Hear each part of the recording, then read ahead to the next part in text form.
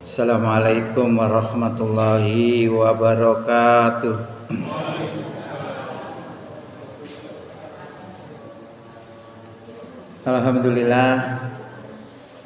Alhamdulillahilladzi arsala rasulahu bil huda wa dinil haq liyudhhirahu 'ala dini kullih walau karihal musyrikun.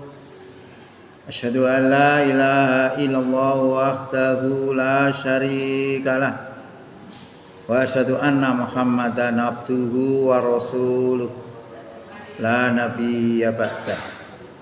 Allahumma shalli wa sallim wa barik ala Muhammad wa ala alihi wa sahbihi wa sallim ajma'in, amma ba'du.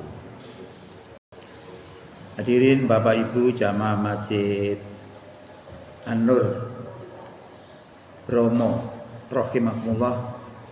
Syukur alhamdulillah di malam hari ini kita bisa hadir untuk sholat maghrib berjamaah yang dilanjutkan dengan kajian khususnya kitab HPT.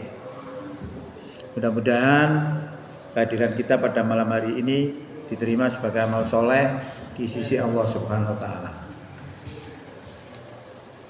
Bapak Ibu yang kami hormati, kalau kita mengkaji kitab HPT, Himpunan Putusan Tarjih, itu sama dengan kita melaksanakan kemuhammadian itu sendiri.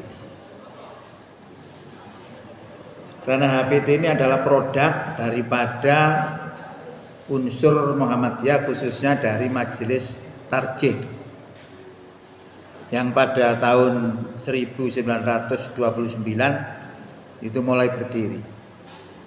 Jadi sebelum itu hampir ubudiahnya Muhammadiyah ini sama dengan Nahdlatul Ulama, karena seperguruan, gurunya sama. Kemudian mulai berubah tahun 1929 karena Muhammadiyah mendirikan namanya majelis atau lembaga. Nah, khususnya terkait dengan masalah-masalah fikih ini adalah Majelis Tarjih. Nah, Majelis Tarjih itu sudah menetapkan tidak bermadhab dan dalam menentukan fikihnya itu menggunakan hadis yang sahih. Sejak itulah maka berubah. Ya, bisa tidak sama walaupun satu guru, karena apa? Pedoman manhaj yang dipakai beda. Nah, oleh karena itu kita juga harus tahu semangat Muhammadiyah itu apa. Kok pakai tarjih segala itu? Karena Muhammadiyah itu ingin memurnikan ajaran Islam yang sebenarnya, karena melihat rakyat Indonesia itu dalam beragama masih bercampur baur dengan budaya-budaya sebelumnya, dengan budaya-budaya yang tidak Islami.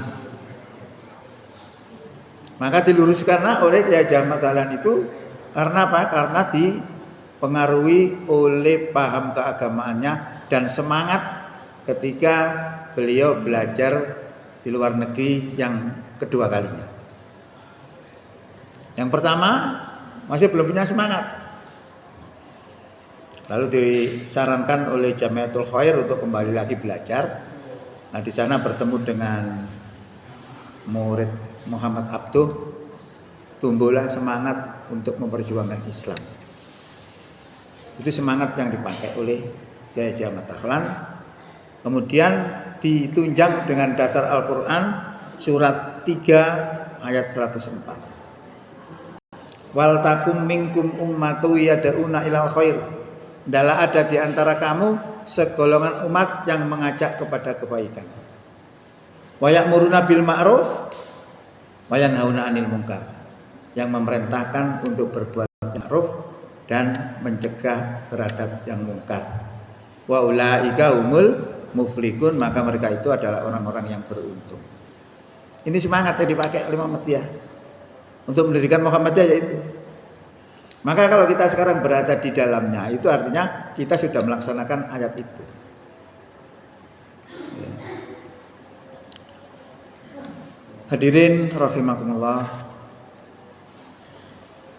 Kalau kita laksanakan itu, amar ma'ruf nahi munkar itu, maka Allah memuji kita. Memuji kita bahwa kita itu orang terbaik yang dilahirkan untuk manusia. Kuntum khaira ummatin ukhrijat linnas ta'muruna bil ma'rufi wa tanhauna 'anil munkar. Kamu adalah sebaik-baiknya umat yang dilahirkan untuk manusia. Ya, karena itu tadi menyuruh berbuat ma'ruf dan mencegah dari yang mungkar. Jadi di hadapan Allah prinsip kita itu luar biasa.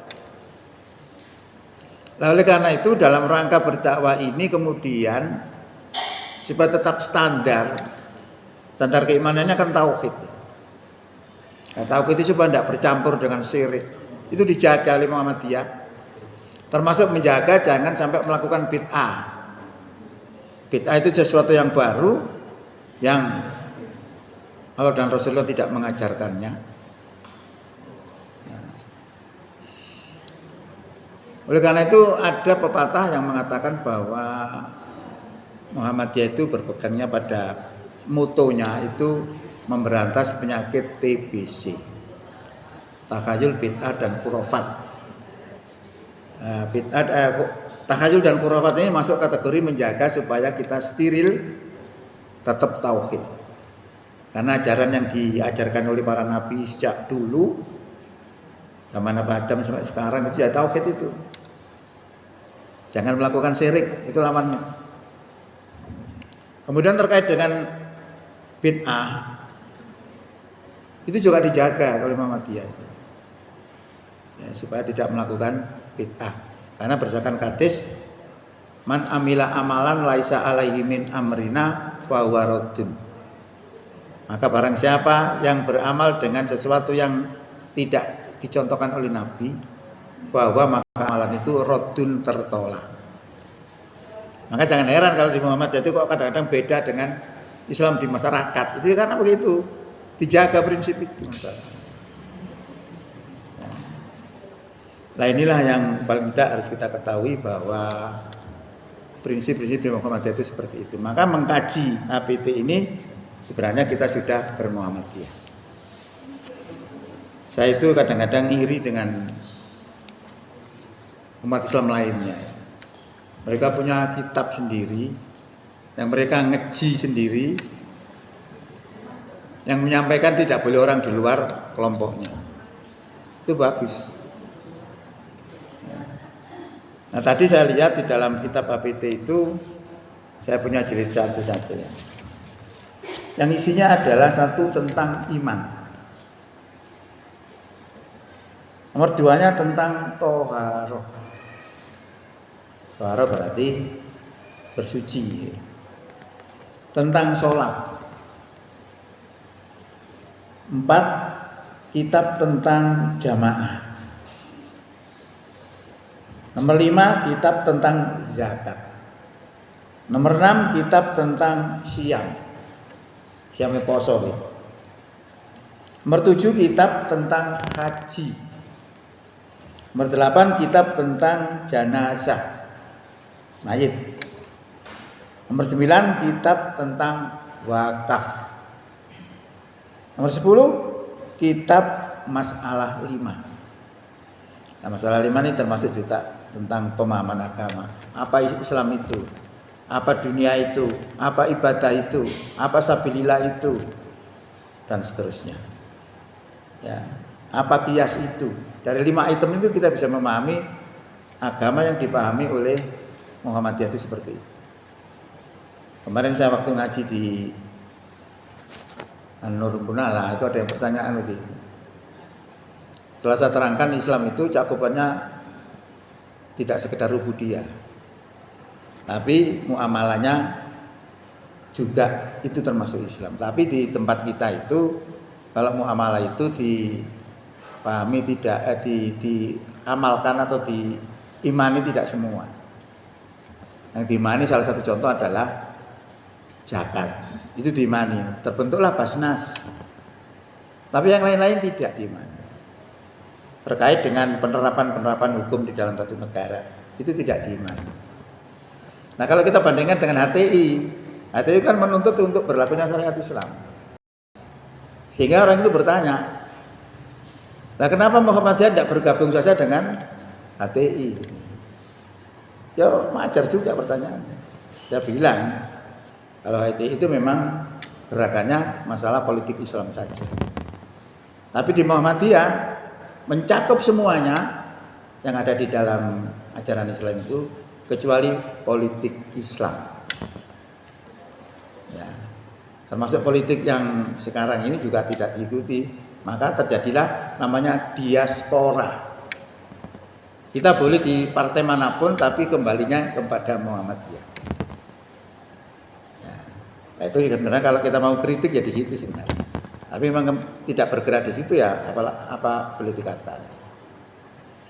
Jadi kita itu sebenarnya kalau mengklaim dirinya paling Islami itu sebenarnya tidak ada. Di Indonesia tidak ada orang paling Islami. Karena mesti jatuhnya nanti di Hablum Minan Nas. Tidak bisa melaksanakan ajaran itu. Kalau dilaksanakan mesti dicekel. Kombong. Anggap membuat undang-undang sendiri. Jadi tidak ada. Paling-paling kalau dia mengklaim paling hebat, paling benar ya dari sisi ubudiahnya saja. Pas sholat 2000 rakaat tidak masalah. Hadirin rahimakumullah. Kemudian yang ke-11 tadi adalah kitab beberapa masalah. Kemudian nomor 12 keputusan Tarjih Sidoarjo. 13 kitab sholat sunnah. Nomor 14 kitab keputusan Tarjih Wiradesa. Kurang lebih isinya HBT yang jilid 1 seperti itu. Sekarang sampai sudah jilid 3 misalnya. Nah, saya belum beli kitabnya ini. Jadi kalau satu masih punya saya.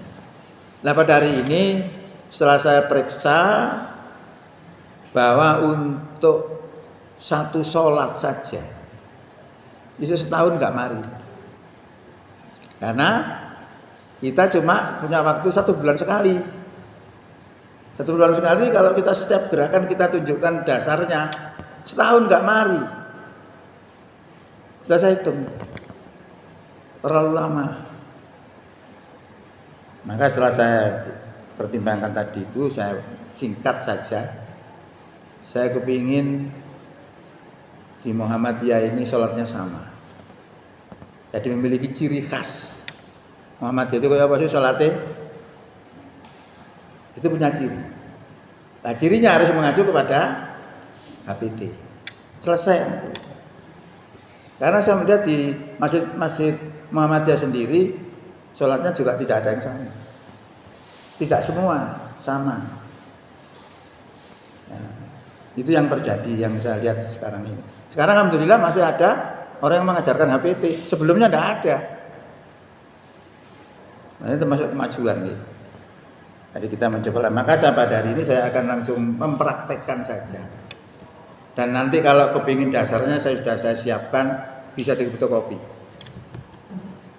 Ya, saya ada yang 1 4 lembar, yang 1 6 lembar.